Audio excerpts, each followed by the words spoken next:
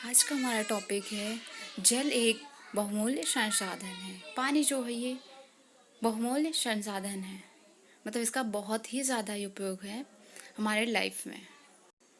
क्या आप क्या आपने कभी घर अथवा विद्यालय में जल की कमी महसूस की है?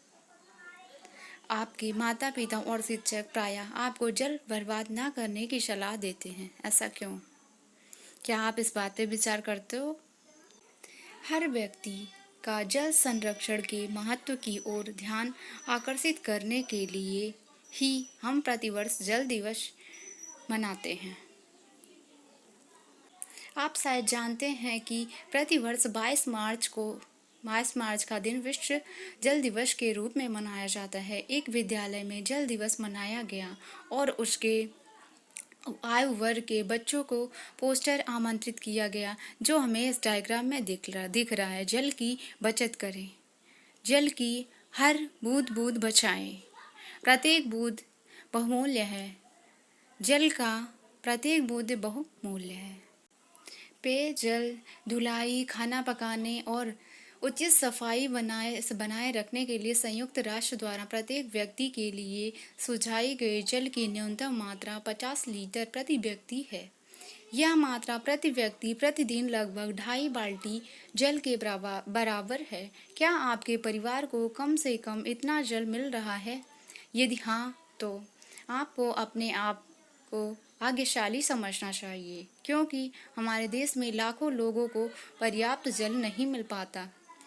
आपके मित्रों और उनके परिवारों की जल की उपलब्धता की स्थिति कैसे है, इसे अनुभव करिए और आप चर्चा करिए इन पर।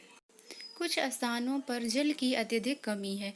नलों में पानी न आना, जल भरने के लिए लंबी कतारें या लाइन लगाना, लड़ाई झगड़े करके पानी लेना, जल की मांग के लिए धरने और प्रदर्शन आदि जैसे दृश्य में हमें दिखाया गया है, जो हमें डायग्राम अभी दिख रहा है।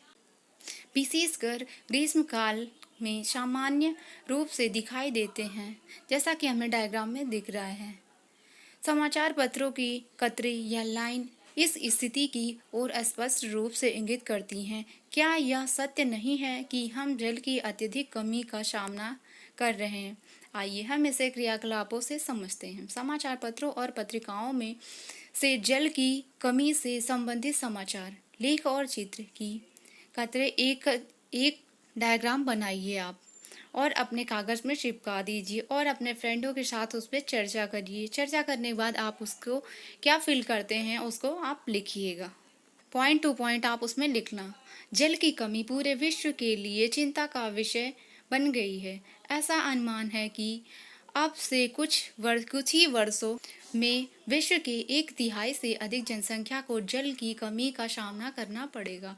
जल की कमी के विषय में चर्चा करने से पहले हमें यह जानना आवश्यक है कि हमारी पृथ्वी पर उपयोग के लिए कितना जल उपलब्ध है। आइए देखते हैं। अंतरिक्ष से लिए गए पृथ्वी के चित्र को दर्शाया गया है हमारे डायग्राम में। यह नीला दिखाई देता है, क्यों? निश्चित ही आप अनुमान लगा सकते हैं कि हमें ये पृथ्वी क्यों नीली दिखाई देती है। आप जानते हैं कि पृथ्वी की सतह लगभग 71% जल से ढका है। पृथ्वी पर उपस्थित लगभग समस्त जल समुद्रों और महासागरों, नदियों, तालाबों, ध्रुव बर्फ, जलभूमि और वायुमंडल में पाया जाता है, परंतु इसमें से अधिकांश जल मानव उपयोग के लिए उपयुक्त नहीं है। उपयोग के लिए उपयुक्त जल और लवण जल है, जिसे बोलचाल की भाषा में ताज़ा जल कहते हैं। ऊपर बताए गए और जो हम बताए हैं, अब इसको हम अवलोकन करते हैं, उसका इमेजिन करते हैं कैसे हम इसे समझेंगे। आप एक बाल्टी लीजिएगा, उसमें पानी डाल लीजिएगा। मान लीजिए कि बाल्टी का जल पृथ्वी पर उपलब्ध कुल जल है, जो हमारा 71% है। अब दूसरा आप क्या करिएगा, एक 5 ml क्षमता का चम्मच लीजिए, जिसमें 100 चम्मच जल एक मग में डाल दीजिए। इसको हम क्या मानेंगे? यह पृथ्वी का उपलब्ध और लवण जल को प्रदर्शित करता है। अब तीसरी चीज़ हम क्या है, मग से पानी को हम ग्लास में डालेंगे। उसमें कितना डालेंगे? उसमें हम 30 चम्मच डालेंगे, जिसे क्या मानेंगे? यह भौम जल के रूप में पाए जाने वाले उपयोग योग्य जल की मात्रा के समान है, जिसे हमें उपयोग करना है, पीना है, खाना है, सफाई करनी है। ये कितना है? ग्लास वाला। अगला क्या है? अंत में जो हमारा बचता है 1/3 ग्लास का, उसे हम चम्मच में छोड़ देंगे, चम्मच में रखेंगे। यह विश्व की सभी झीलों और नदियों में उपस्थित कुल अवलवण की जल की मात्रा को प्रदर्शित कर रहा है।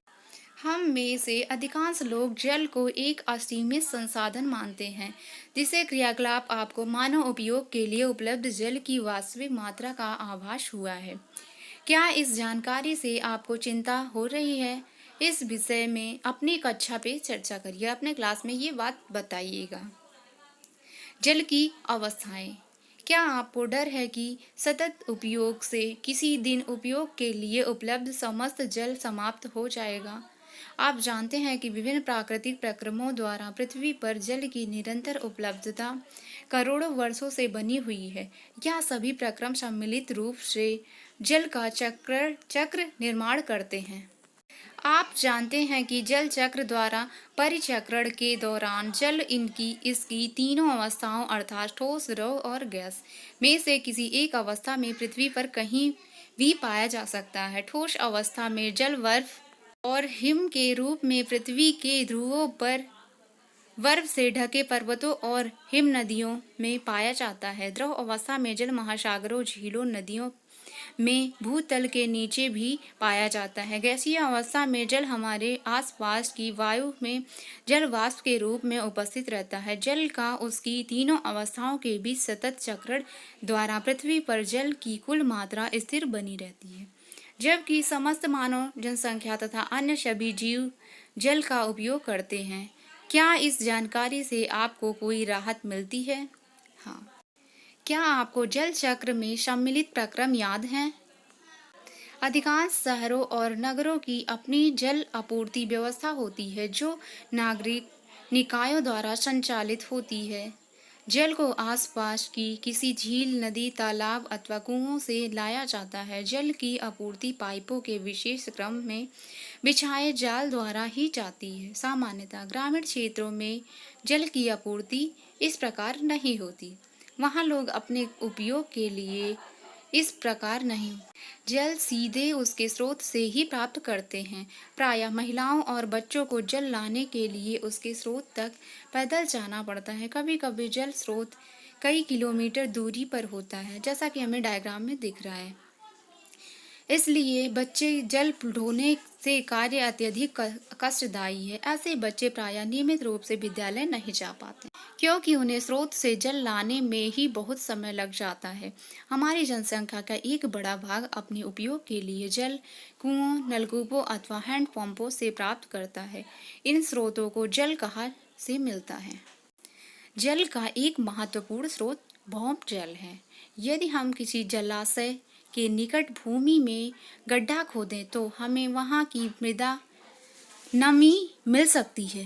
मृदा में नमी भूमिगत जल की उपस्थिति को इंगित करती है। यदि हम और अधिक गहराई तक खोदते चले जाएं तो हम उस स्तर तक पहुंच सकते हैं जहां मिट्टी के कणों के बीच के सारे रिक्त स्थान, अवकाश या खाली स्थान चट्टानों के बीच के स्थान से भरे होते हैं।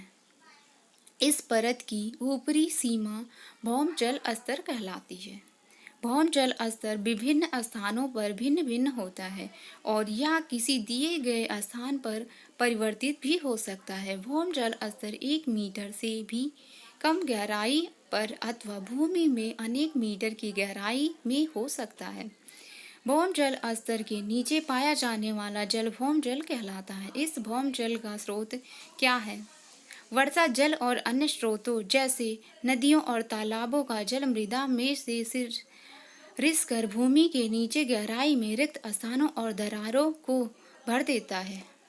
कुछ स्थानों पर भौम जल स्तर के नीचे स्थित कठोर शैलो चट्टानों की परतों के बीच भौम जल संचित हो जाता है। इस प्रकार संचित भौम जल के भंडारों को जल भर कहते हैं। जल भरों के जल को सामान्य नलकूपों अथवा हैंडपंपों की सहायता से बाहर निकाला जाता है। क्या आप किसी ऐसे स्थान पर गए हैं जहां निर्माण कार्य हो रहे हैं। लेबर को निर्माण के लिए जल कहाँ से लाते हैं? आपने शायद देखा होगा कि ऐसे स्थानों पर भूम जल स्तर पर पहुँचने के लिए संरचित बोरिंग की ज़रूरत होती है। वहाँ कार्य करने वाले लोगों से मालूम कीजिए कि उन्हें जल पाने के लिए कितनी गहराई खुदाई करनी पड़ती है। क्या हम भूमि के नीचे से निरंतर जल निकाल सकते हैं? हाँ।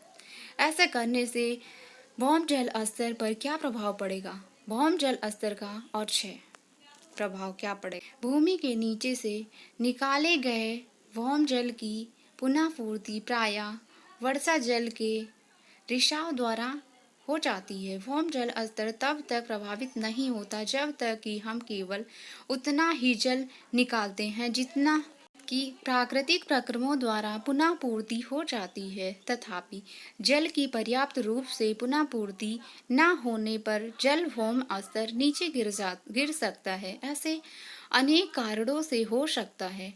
जनसंख्या में वृद्धि, औद्योगिक और कृषि गतिविधियां आदि भौम स्तर को प्रभावित करने वाले कुछ सामान्य कारक हैं। अल्प वर्षा एक अन्य कारक है जो जल भौम स्तर को नीचा कर सकता है। जल भौम स्तर को प्रभावित करने वाले अन्य कारक हैं वन आरोपण, वनोन्मूलन और अन्य जल के स्त्रावण के लिए प्रभावित क्षेत्र में कमी। जनसंख्या प्रसार। जनसंख्या प्रसार क्या है?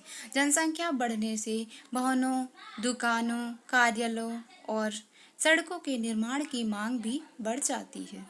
इससे कृषि के लिए भूमि, उद्यानों, जो हम बहुत बड़े उद्योग लगाते हैं, और खेलने के लिए हमें मैदान भी चाहिए, खुले क्षेत्र में कमी आ जाती है।